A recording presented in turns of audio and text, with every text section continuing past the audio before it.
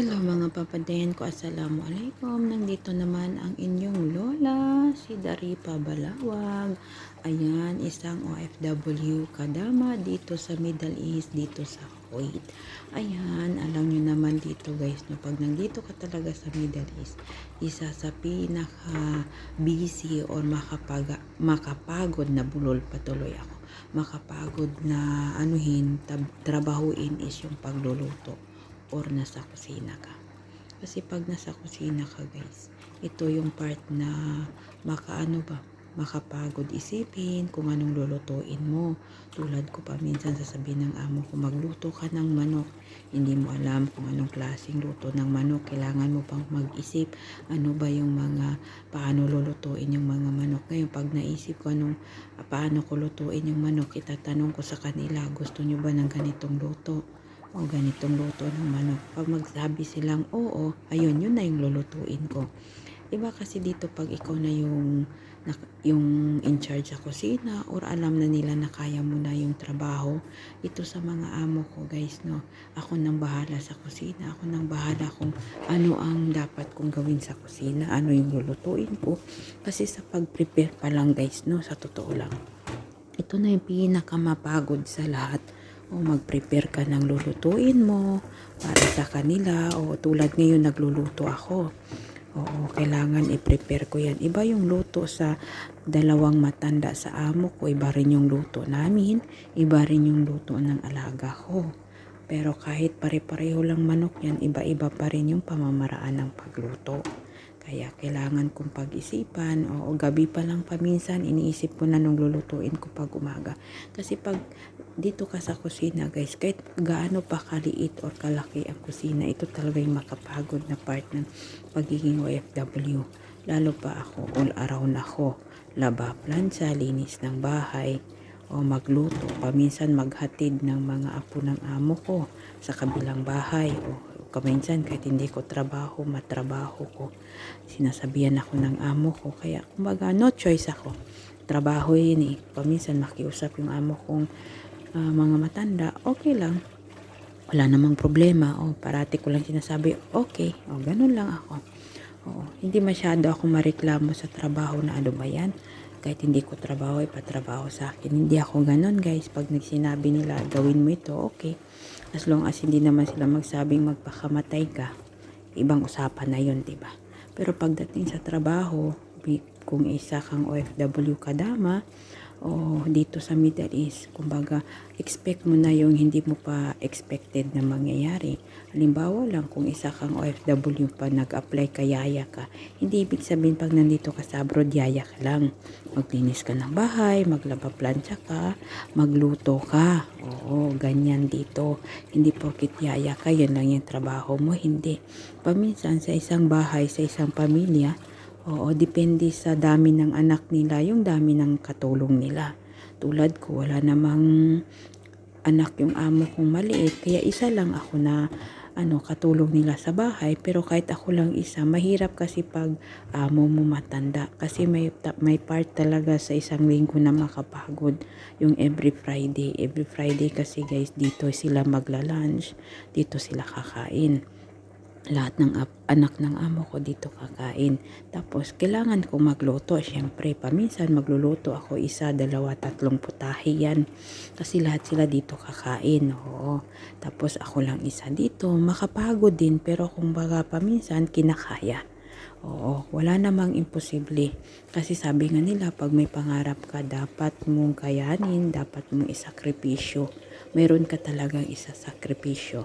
Ako sa edad ko na 41, alhamdulillah, kasi kumbaga yung katawan ko malakas pa, kaya pang magtrabaho.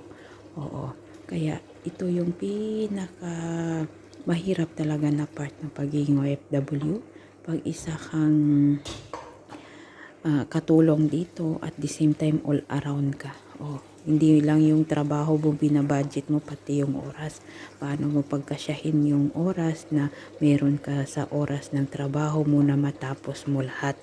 Oo, sa tulad ko, sa totoo lang guys, dito sa amin dito bilang OFW na katulong, bihira lang dito ang may pahinga talaga na pahinga. Sabihan ka ng amo mo, pahinga mo 2 hours.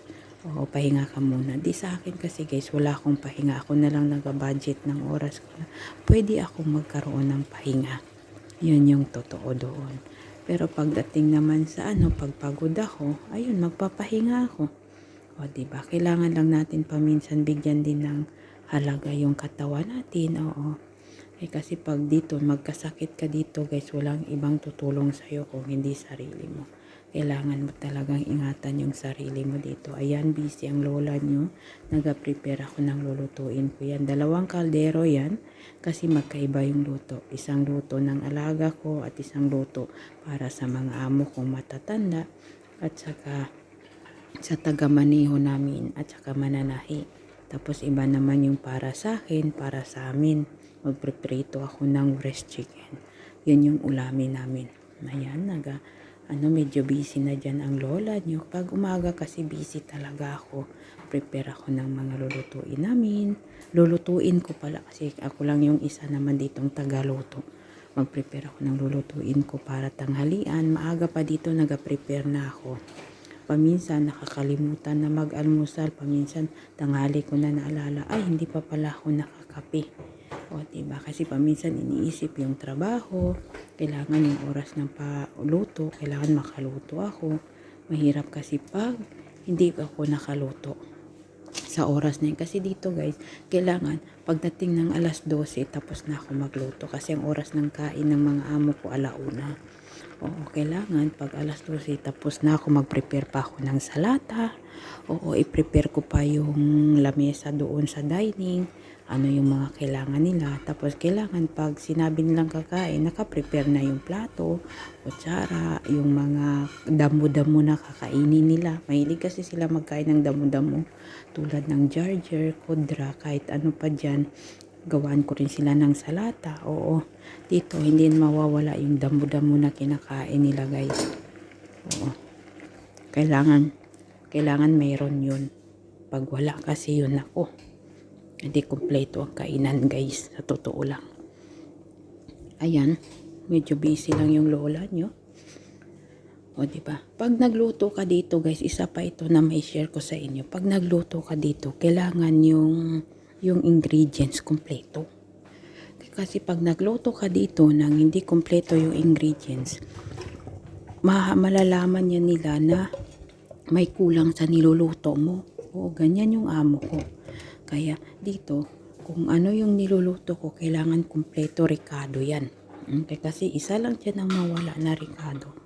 Malalaman nila na mayroong kulang doon sa niluto ko. Oo. Kaya ako nung una, nahirapan ako sa mga ganyan. Kailangan ko pa siyang isulat sa notebook.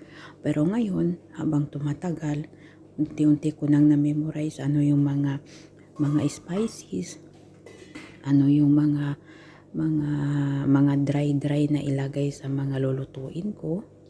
Oh, ganun. Kaya kailangan talaga, kumbaga hindi lang yung katawan mo yung kailangan mong i-ready, pati rin yung isip mo.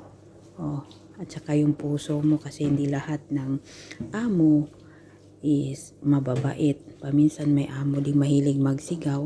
O may mga ganun. Kailangan i-prepare mo na yun. Kailangan mahaba yung pasensya mo talaga. Kaya ayan ang lola nyo. O diba? Kanina na ako ikot-ikot dyan sa Dito naman kasi guys sa kusina, para hindi magtambak yung hugasanan ko. Konti-konti pa lang yan sa lababo. Hinuhugasan ko na para hindi magtambak ba. Tama-tama pagkatapos ko luto, tapos na rin ako sa hugasanan ko. Hindi tulad ng na saka pa maghugas kung tapos na magluto. Kasi pag ganun ang ginagawa ko guys, tambak yung hugasanan ko sa lababo.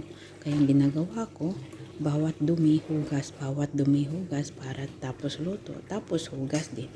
Di nakasave na ako doon sa oras ko. Pwede ko pang magawa doon naman sa trabaho ko. Sa iba ko pang trabaho, o diba? Hindi lang puro kusina.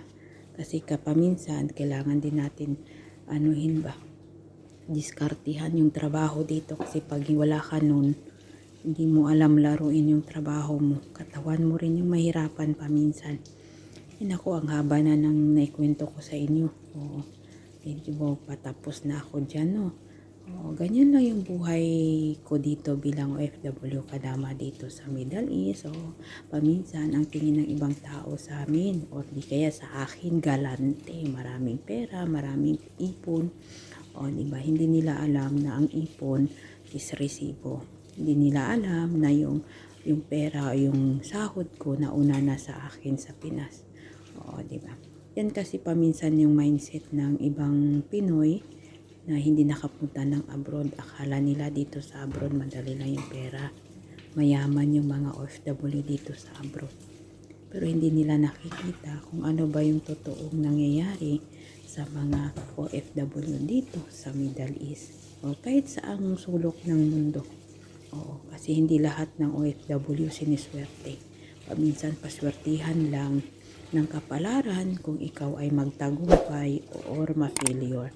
Pero kahit ganito man ang mangyari, parati natin gawing mag-pray kay Allah, magpasalamat sa maliit, malaking blessing na meron tayo.